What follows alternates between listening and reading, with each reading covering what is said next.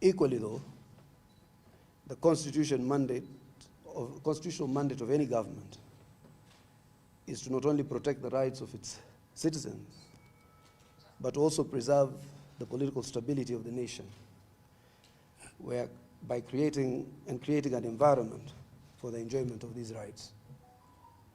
Further, never and never can anyone purport to invoke rights provided for in the Constitution to attain unconstitutional objectives and provide a veil of cover, sanitizing criminality, including wanton destruction of property, looting, and a vivid affront towards attempting the collapse of the state and government and to precipitate a climate of anarchy.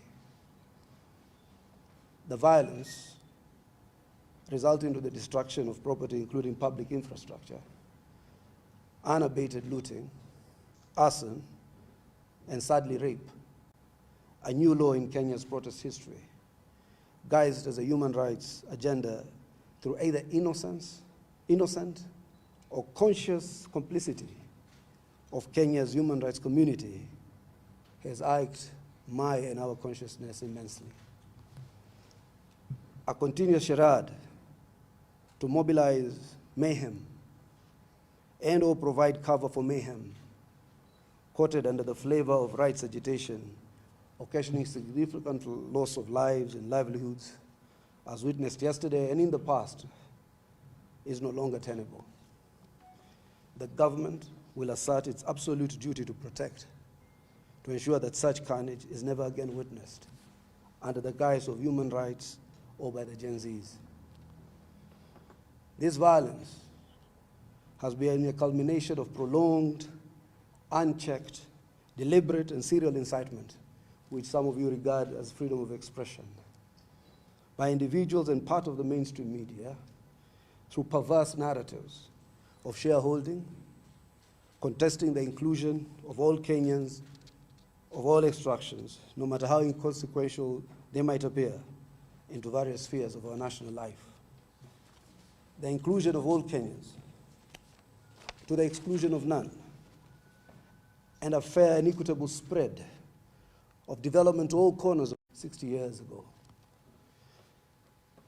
The national project of building a modern and inclusive Kenya by His Excellency Dr. William Samoei Ruto and Right Honorable Prime Minister Raila Odinga, together with Excellency Professor Kithure Kindiki and other courageous sons and daughters of the soil, to include Her Excellency Governor Mbarire, Honorable Kimani Ichung'wah, Honorable Eric Wamumbi, Honorable Betty Maina, among others, gallant Kenyans, is neither negotiable nor reversible.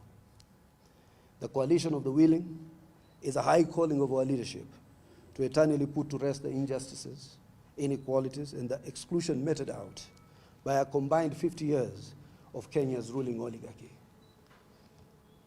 It is by no means a coincidence that the oligarchs and their collaborators who own Kenya's mainstream media not only oppose President Ruto's bid for president, but have deliberately attempted to undermine his transformative agenda with little success. To further sabotage the national project, the oligarchs-owned media, with their collaborators, have continued to vilify Right Honorable Prime Minister Raila Odinga for closing ranks with President Ruto. Their fodder for survival, dominance, and continuity preys on malice, hatred, and division, and a continued disenfranchisement of others to create a perpetual, Their fodder for survival, dominance, and continuity preys on malice, hatred, and division, and a continued disenfranchisement of others to create and perpetuate artificial minorities and an enduring class of the poor. While the media has a choice to undermine and sabotage the national project and vilify everything William Ruto, undermining the security of the state and the unity of the nation is a choice you don't have. We reiterate our call to exercise responsibility. We seek no favors, but urge responsibility, recognizing that the rights provided for do not exist in absolutism, and the ultimate duty to preserve the unity, security, and continuity of the nation rests with the state. Equally, no Kenyan or leader has a choice or latitude to incite others to destruction and disorder. Under the leadership of His Excellency President William Ruto, the state will remain strong as Commander-in-Chief, and the nation shall remain one and indivisible under the national project of an inclusive and fair government under God. We commend our police officers who exhibited enormous courage and restraint at the face of violent Gen Zs and opportunistic mobs. A number of them endured physical assault and injury by protesters whose intentions were not peaceful. We urge and encourage them to continue to maintain law and order and to protect the lives and properties of the innocent, law-abiding Kenyans. We convey our sympathies and solidarity with all those who lost their livelihoods and all other victims of the mayhem.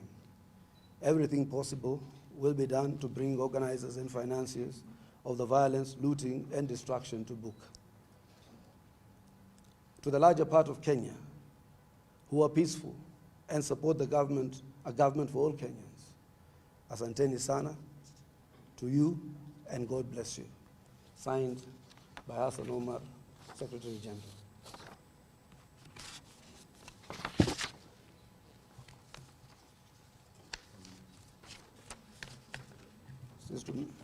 That's the written text. Are there any questions?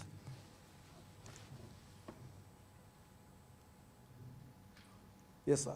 My name is Mama Kedis. I'm Conceding. It sounds like you're praising the police for yesterday night was lost.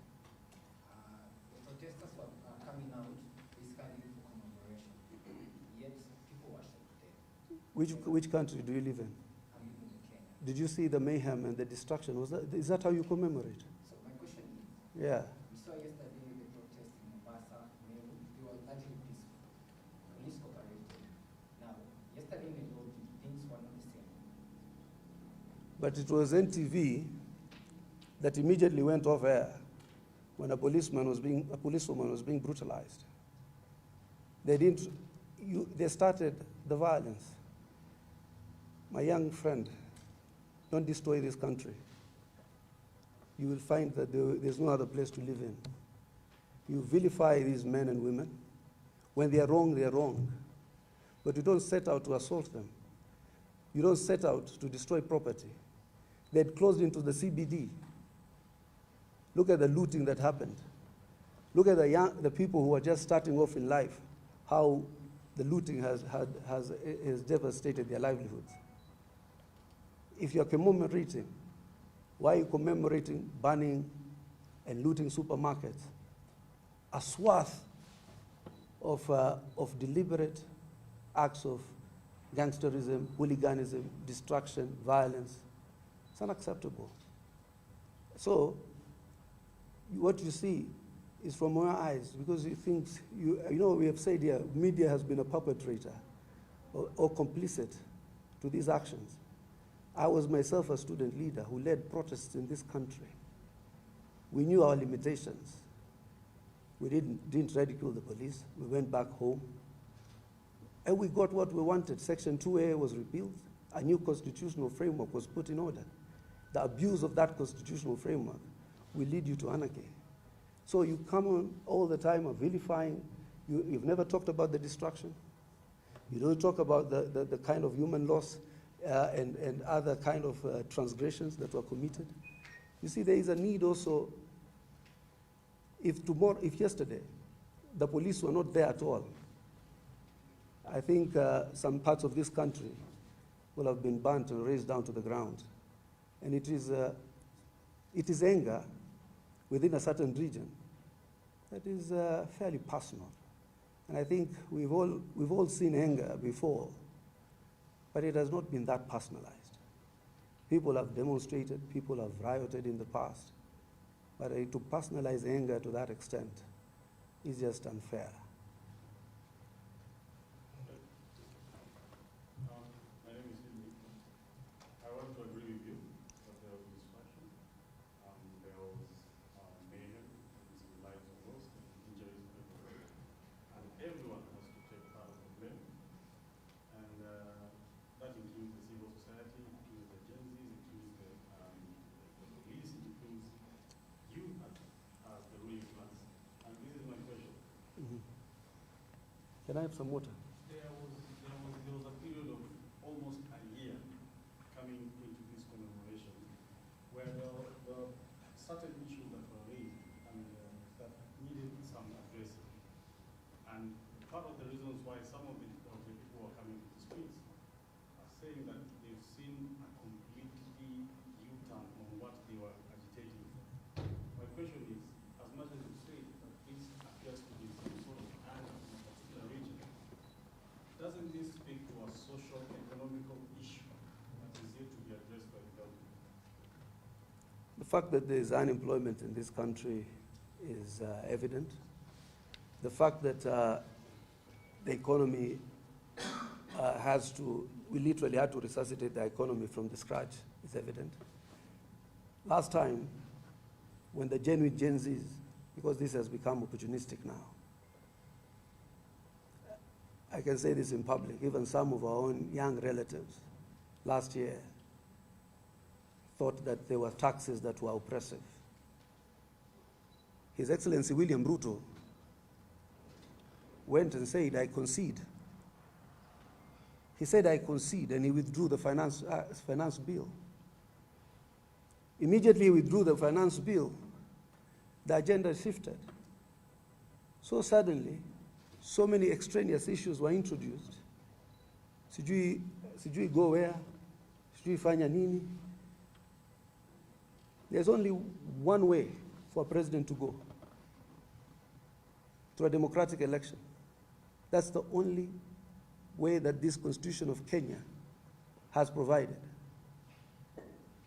The duty, therefore, I can tell you this.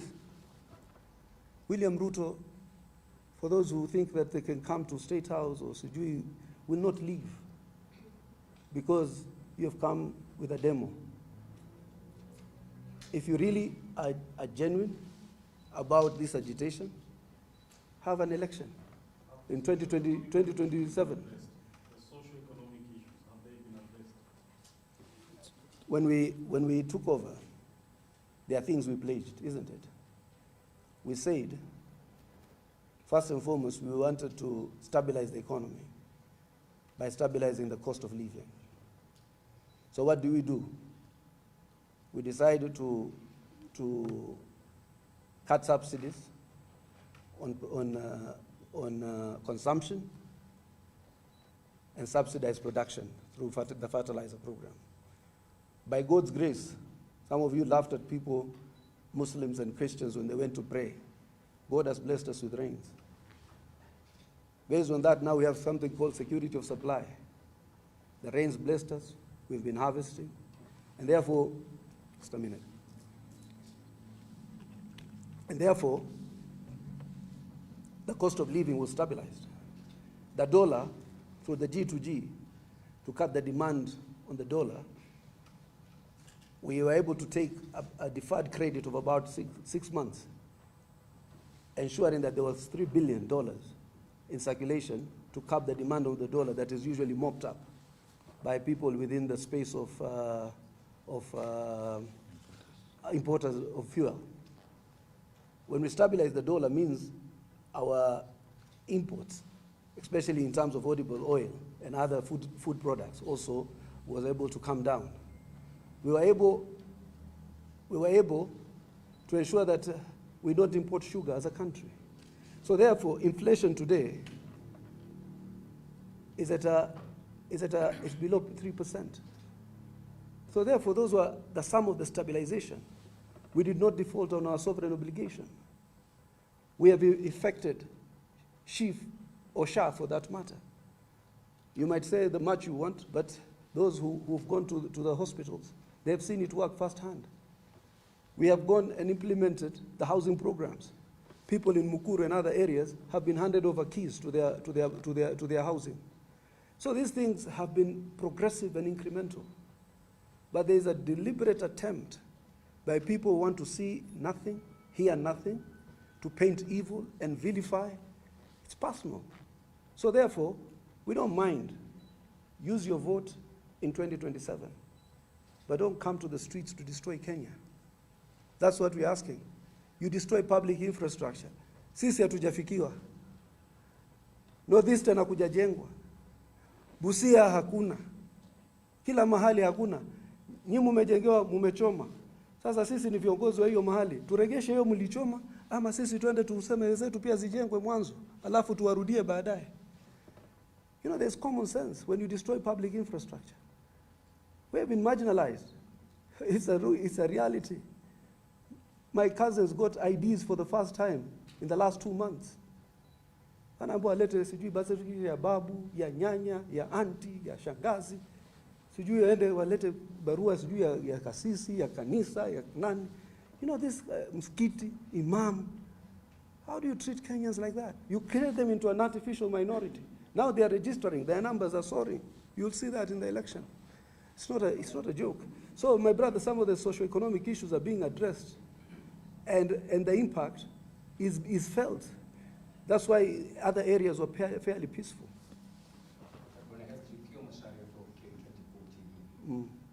One outstanding point you've mentioned is the pact between the broad-based government you've highlighted and the pact between government and ODM.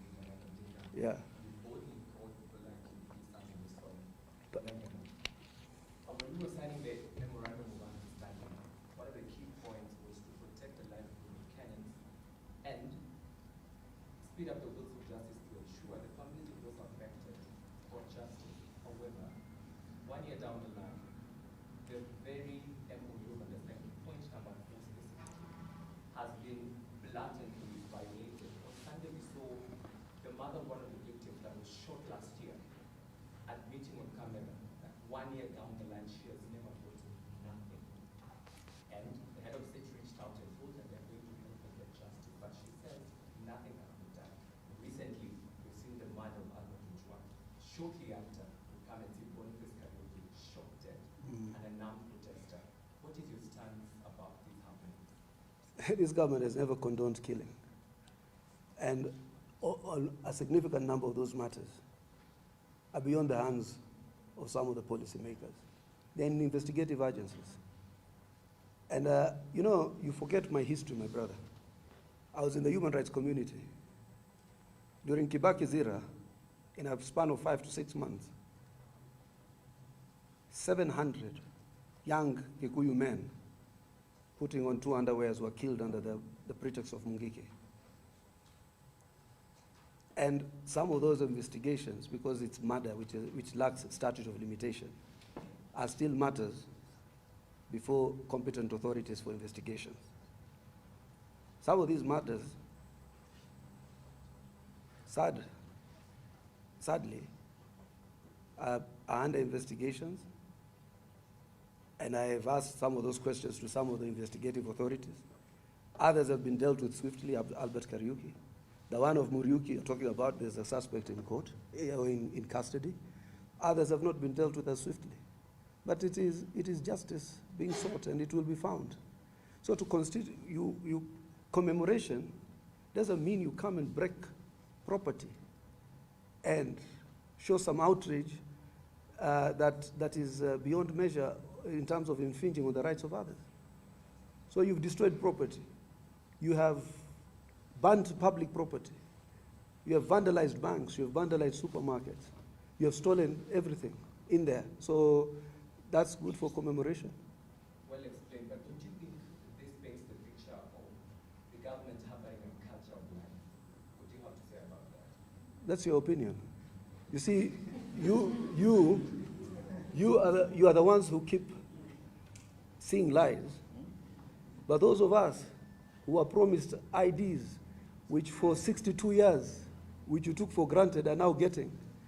Those of us who are told we will be marginalized are now seeing roads which you guys were mimicking, sijui Tarbach, nini, they're there. And we are going to take more debt.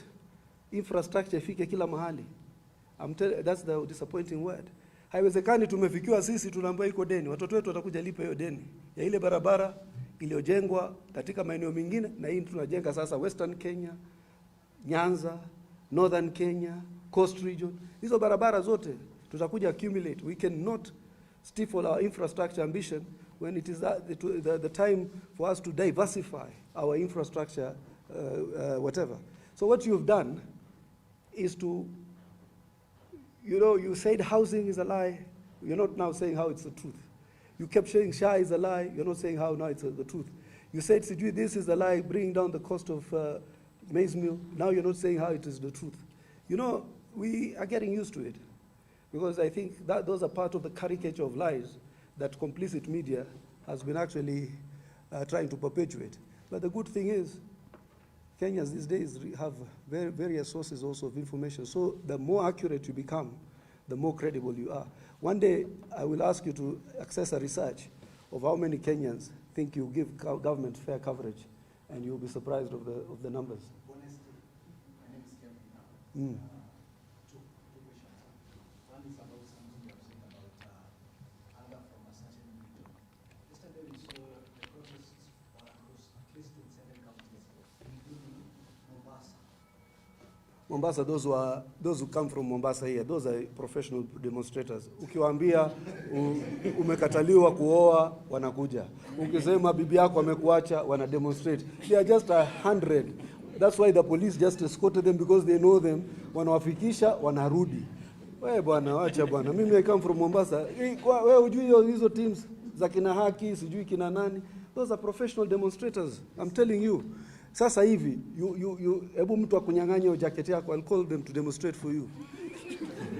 Those are professionals, bwana. Sasa the police know them very well. They take them round. Wanafika, jana hata wakaambiana, leo tuko off air, tunaweza bundu hapa, so tuishieni. The last one, I've come from Nairobi, talking to businesses that were affected. In Kisumu they refused because they have had a lot of brand. Iko kila mahali tunazijua.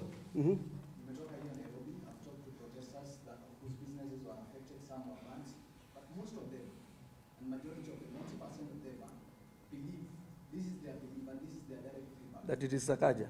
No, they don't Police say not that. react. Because I've heard it, I've seen it on the social They media. are not saying names. They are saying that these are goods that were well planned. This includes the press statement that has just been given by MPs, UDAs and UDA MPs. Some of them say that wounds infiltrated the protests. But I said it in my statement. You also came when I read the statement. I called them opportunistic mobs. Mimi nimetumia kizungu. So can we say they are... So, honestly, can we say there were Gen Zs who are honest protesters yesterday? To be honest with you, I did see some. And those protests must continue. The ones that are organic, the ones that are genuine, but those ones that are opportunistic. Wale Gen Z wanakuja kulutu ma supermarket. Wale ma Gen Z sijui wanakuja kupigana na polisi. Wale ma Gen Z wanakuja kupiga polisi. Lakini wako wale wanaeka kwa live. Hao tu iko sawa, endelee tu. See, iko hao nimewaona quite a number of them. So I saw quite a number of them also. Some of you here included. I have seen one or two of you who are anchors.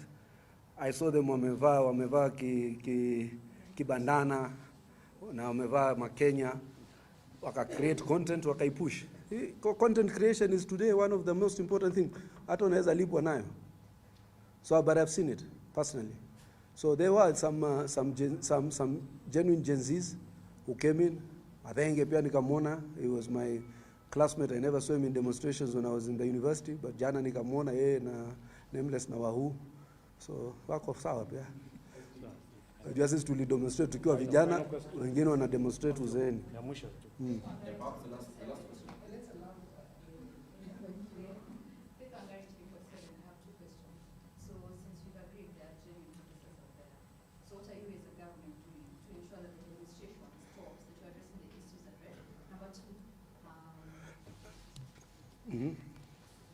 Number two?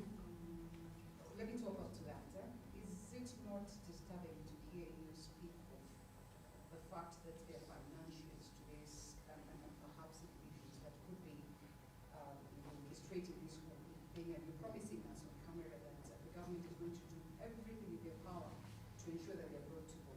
What happens to the security apparatus that could have intercepted, that could have, gotten the intelligence about these matters? And as far as we all know, the stories of us having a deliberation on the 25th were all out here. Are we talking of a government that is admitting that they have failed the Kenyans, and now you want us as media to come in and paint a different picture? Because literally, as well, point fingers at us. And in my assumption, we are not supposed to be speaking of what it is that government has done. Government has communication entities that are supposed to be doing that. But then the government tried to arrest some of those financiers. People who are out in the streets mobilizing, distributing money. So suddenly, there is a very, kila mtu siku hizi akishikwa, anasema ni haki yake, hawezi shikwa, ana create content. You know, one of the things we have stifled significantly, application of the rule of law, is this overemphasis that even in rightful protests and in the lawful cause of duty where the police is arresting someone for a lawful cause. Nimeona watu wanapiga nduru. There's a day, he might have been a member of my community, and I told people, watu wameenda kuzuia construction yake, it is illegal, it has no, the various licensing and authorizations. Before he realized, he turned it into a rights issue. And everybody is taking a video trying to humiliate the police officers and the law enforcement agency or those institutions. We have turned everything in this country as a circus. We don't know at what point we will stop and allow law enforcement to take charge or to take cause. You asked a question? The first question was, what is the government to take on to ensure that the genuine questions that this is the right. You know, My second question,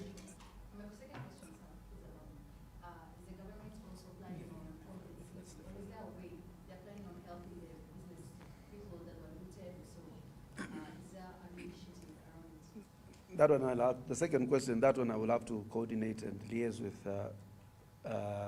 Kipchumba Murkomen and other agencies to know the plans. It will be desirable.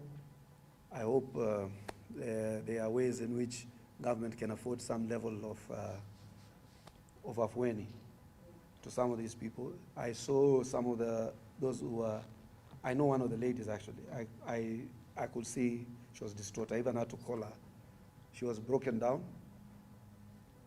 She told me that her stock was about 1.2 million. It was her livelihood, her life investment, plowing it back and again and again and again.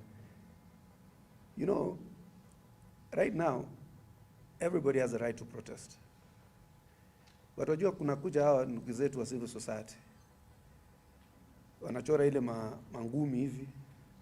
Nasema sisi leo take over, shut down. And probably they are genuine. In fact, some of them, apart from the drawings, they will not be able to shut down. Even there are many, many things. They want to come in and show some anger. But what they are doing, when they do that, there's some opportunistic elements. So now, you know, that's where now there's that lack of dichotomy. So I think what they need to do, that's what we used to do, by the way. And maybe siku hizi watu wanaona, we will prescribe even the route. Tutatoka Nation Center, because I can see hapo ni epicenter ya meeting. Tutatoka Nation Center, tutembee mpaka hapa na hapa. Designate the routes, anything beyond. It's not weakness. We demonstrated, those of you who are a bit senior journalists, you covered me demonstrating. We will tell them today we are demonstrating against this issue. We'll go to the Ministry of Education, tutapita hapo, tutapresent memorandum, tutaenda. And we'll be escorted to the Ministry of Education. The only thing that used to capture the country's imagination is how you present your memorandum. Tutasema leo tumesema hapana, this was a wrongful killing. Tutaenda vigilance house, tutatoa petition yetu, atashuka spokesman yule Owino anachukua. Tunaenda wapi? But now when you say anarchy, shut down, you escalate and exacerbate the situation. There is then a mixture of the genuine ones and the opportunistic ones. But then again now, the genuine ones, they're also not fools. Wakiona tu imechange, wanachomoka. How are you able to write on a face of someone when I see you and I see another one? How am I supposed to say you're not a genuine demonstrator and the other one is?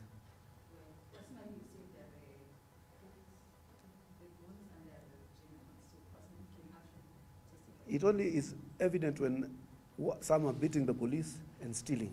So now you stop those ones. And by the time that happens, by the way, the genuine ones wamechomoka. Wamechukua content, wameweka, wamepost, wameenda.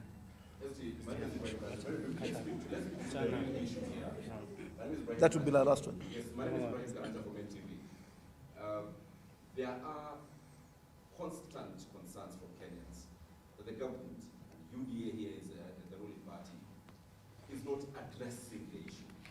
We are addressing symptoms. We are addressing what happened in protests. Whereas these protests ought not to have happened had this government addressed what Kenyans raised in last year's protests. Kenyans spoke about abductions, for instance, throughout the year. We have seen it still happening under UDA's ruling party. Kenyans spoke about impunity and the fact that leaders allied to UDA are showing us opulence. It went down after last year's protests, came back up. When are you going to address the issues and run away from apportioning blame that this is happening because of this? When will the Kenya Kwanza government, the UDA government, address, like, Kenyans, indeed, this is what is paining you and this is how we are addressing it? The president made a commitment, firm commitment against extrajudicial executions. He has made a firm commitment against the abductions. And a significant part of the abductions were conclusively dealt with. So we are not even asking Kenyans not to protest. It's eternal vigilance to keep our democracy vibrant and sustainable. These are affords of the Constitution. But we are telling you what is not acceptable is to come into town and start looting property and to start breaking into shops. That's why I was telling my dear sister there from TV47 that legitimate protests must be allowed.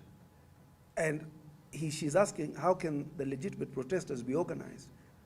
And I gave one of the ways we organized ourselves by even giving the route for the protestation and the areas that we were going to stop. And police gave us escorts. And mind you, that was the Moi regime. But you know, when you make it haphazard, sijui yule anaingilia huku, sijui kuna group inakuja kutoka Thika Road, sijui nyingine inakuja Kiambu Road, sijui nyingine inasema Occupy. You create a confusion yourself. Your issues are lost. And therefore then, there's an eruption because you have to protect property, you have to protect lives. So my brother, it's not the right to protest that is being diminished. It is not the eternal vigilance of the Kenyan people that we are against, but we are against the continued incitement, the continued incitement of the media, the continued incitement by political leaders. You carry their speeches.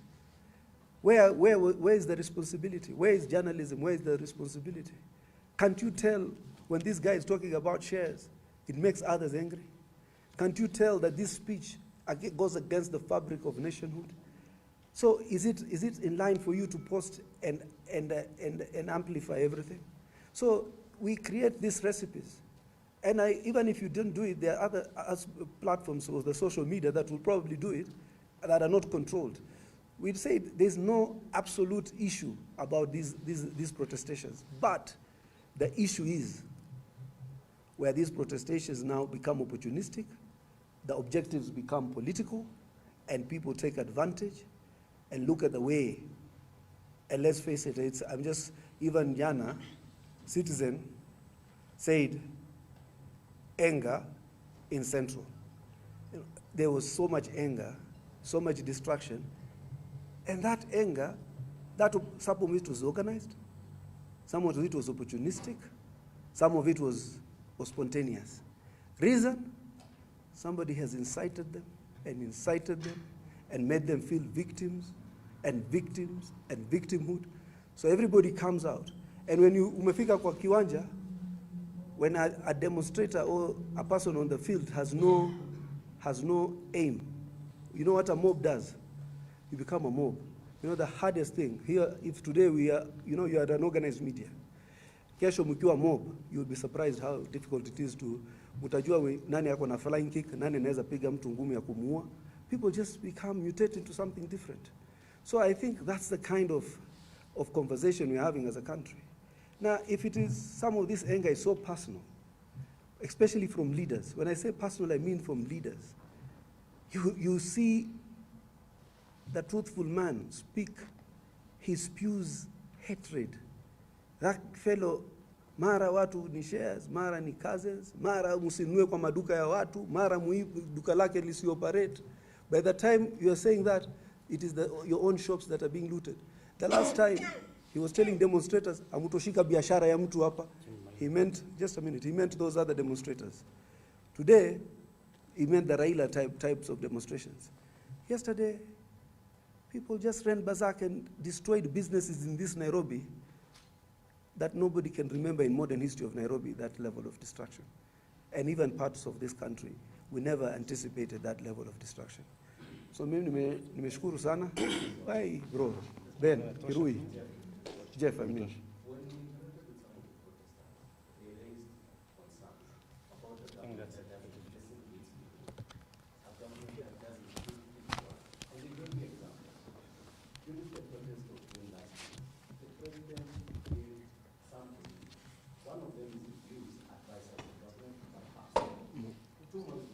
But they have been reduced by half.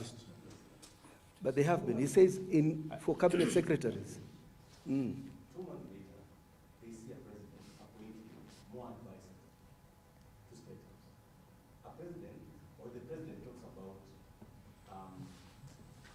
banning state officers from contributing in an 3 months later, we see him, his ministers, and some members giving out money in the same around that he has done. What do you answer to that?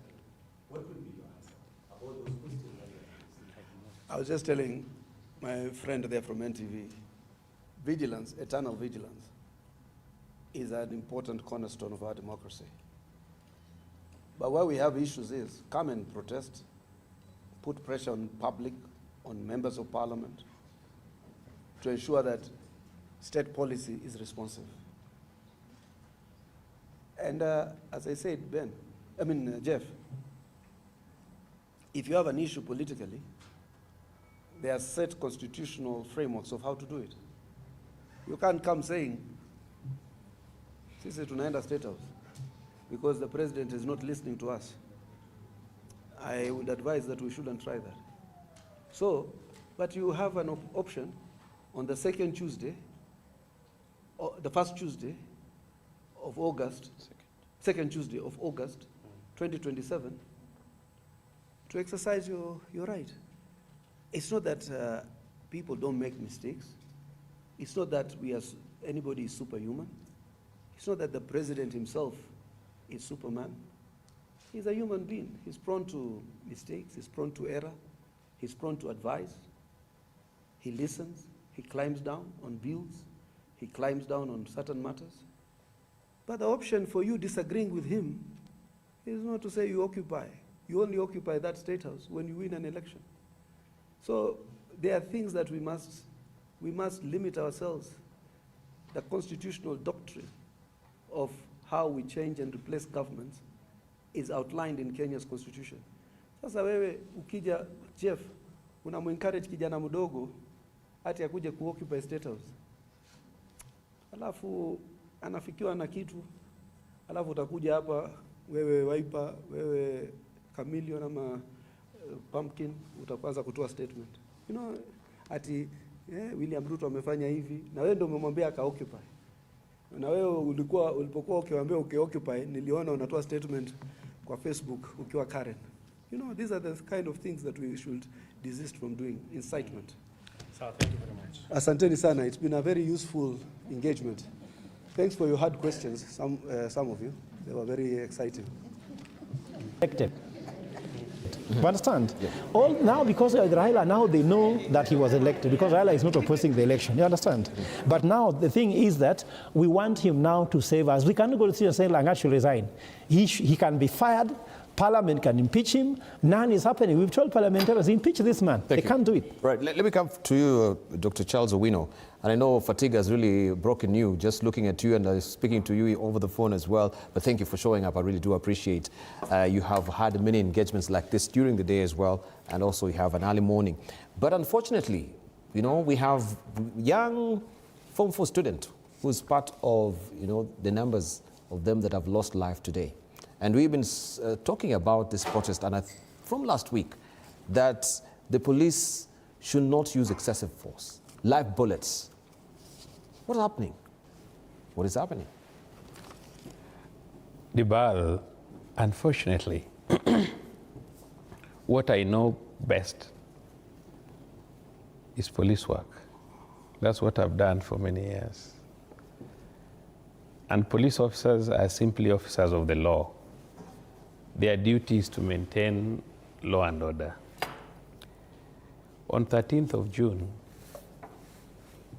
in Nairobi, I don't know about other cities or towns, families of 5 people who lost their lives, 4 mothers and a brother, to the people who lost their lives last year on 25th, notified the police that they would be having a peaceful demonstration. Yes. In Nairobi.